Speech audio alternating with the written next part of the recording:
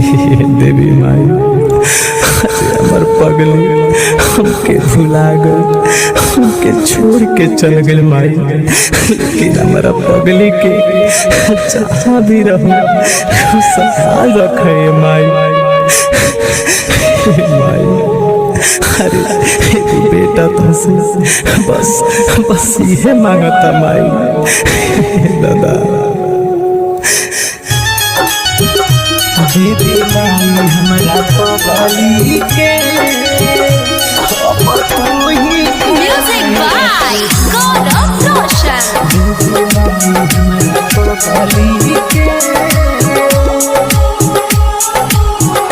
देवी माई हमारा पगली के तू ही ख्याल रखी हो। देवी माई हमारा पगली के तू ही ख्याल रखी हो। दुनिया में चाहे जहाँ भी रहे ओकरा के खुशहाल रखी हो। दुनिया में चाहे जहाँ भी रहे ओकरा के खुशहाल रखी हो। देवी माई हमरा पगली के तू ही ख्याल रखी हो। देवी माई हमारा पगली के भाई। अरे हमारा पगली के तू ही ख्याल रखिए माई। Presented by Goswami Films.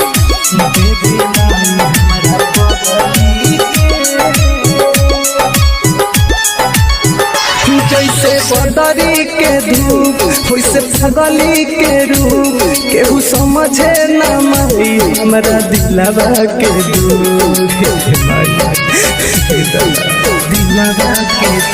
जैसे बदरी के धूप वैसे पगली के रूप केहू समझे न माई हमारा दिलवा के दुख। हमारा के भले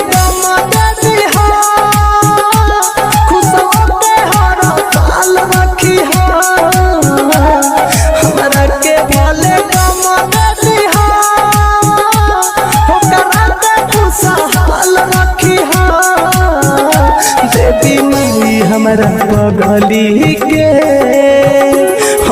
तू ही ख्याल रखी हो। देवी माई हमारा पगली के माई। अपना बेटा खातिर बस इतने कर कि हमारा पगली के तू ही ख्याल रखी हो माई।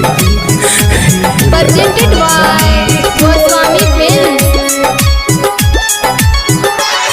पीरा तो हम दिन रोज दिन गिन गिन कैसे मेला घूमे आगे पर कसहु करा दे।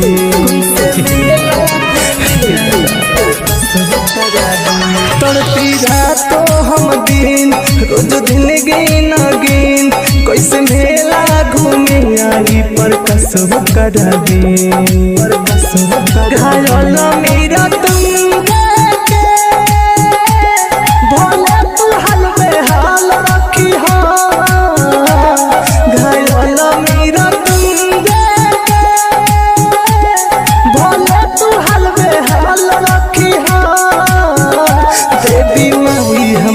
पगली के तू ही ख्याल रखी हो। देवी माई हमारा पगली के। Bombay digital recording studio.